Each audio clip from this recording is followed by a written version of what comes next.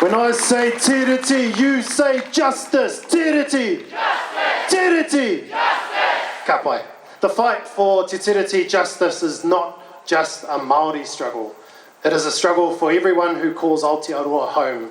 True solidarity means understanding that when tangata whenua are strong, all our communities are strong.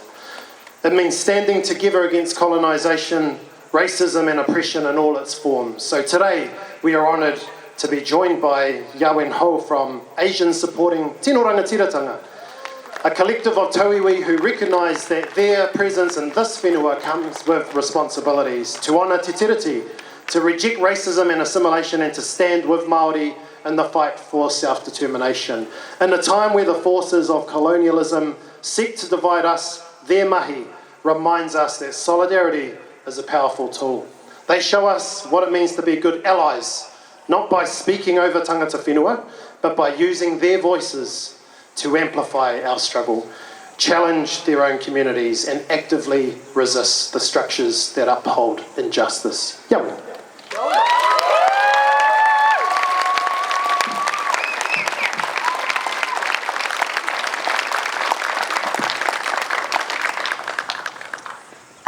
Kia ora koutou, ko Ya-Wen tuku inoa, no he Ya-Wen, 我是 Ya-Wen, my name is Ya-Wen.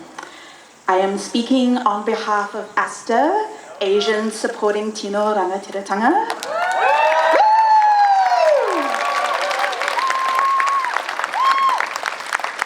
So, we all know that the history of the dehumanization of both indigenous peoples and racialized migrants are intertwined.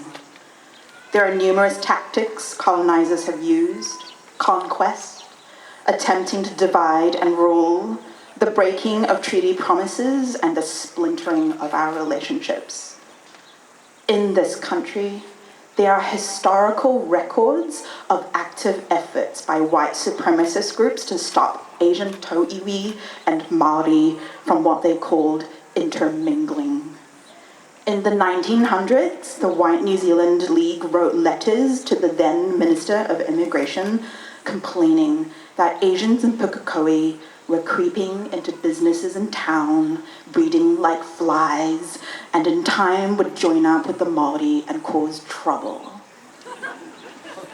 These hate groups even lobbied political candidates to prohibit Asian peoples from employing white and native girls. While racialized migrants are often viewed as a threat to white nationalism, they're also seen as perpetual foreigners in a land where indigenous peoples have been forced by the settler state to disappear by genocide, by assimilation, by language erasure, by a false sense of equality, and so on. The settler colonial order doesn't only feed off the oppression of individual groups, it relies on the splintering of our relationships at the ground level because together we are a much greater threat to them. That is why solidarity is the key to dismantling colonialism.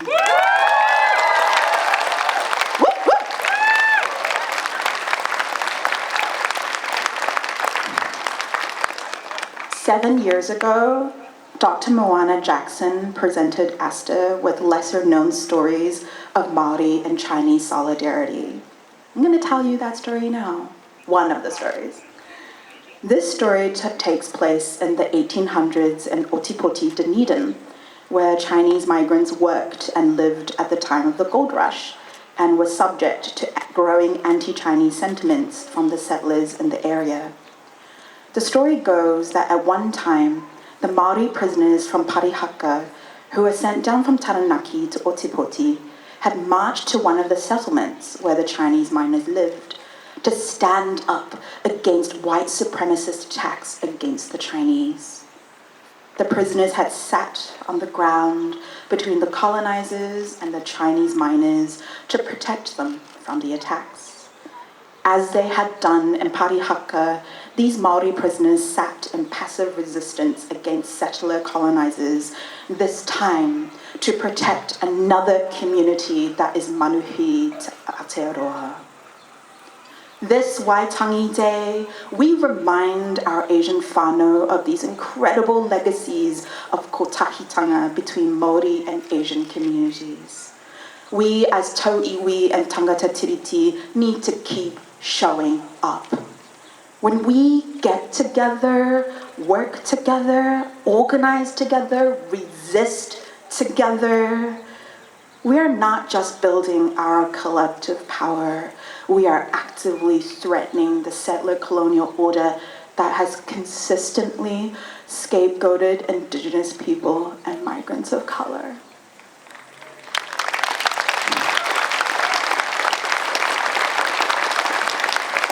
We need to remember that when we care for one another amidst the harms and violence of the state, we threaten their hegemony because we create better alternatives to what they offer in real time. That when we show up for one another, when any of us are incarcerated, violated, endangered, or harmed, we are not just doing that for a better future, but carrying on a legacy of solidarity.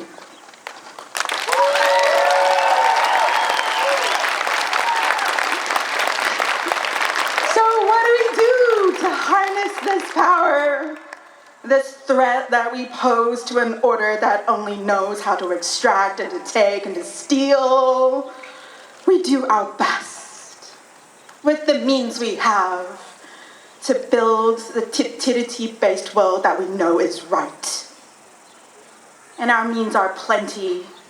When we think beyond our own individual capacities, we saw this at the Hikoi last year. Entire communities mobilized to activate, to support, to march, to organize, to speak, to cook, to clean. And we're still seeing it today, and we will still continue to see it through our friendships, our chosen families, the workplaces we create, where we center reciprocity and sustainability. Whānau, we leave you with these calls to action. 1, slam misinformation about Te Tiriti. 2, disrupt white supremacy and anti-Māori racism in the spaces you have influence over. 3, publicly demonstrate your opposition to the Treaty Principles Bill. 4, continue to show up to Māori-led actions and mobilize your communities to do the same. 5, learn about Matiki Mai and work towards meaningful constitutional transformation. To close, in the words of Matua Moana Jackson, human rights are never dependent on numbers, but inherent in a person's humanity. We cannot be neutral or complicit in the face of further colonial attacks on Māori. Toi tu te tiriti, toi tu he whakaputanga.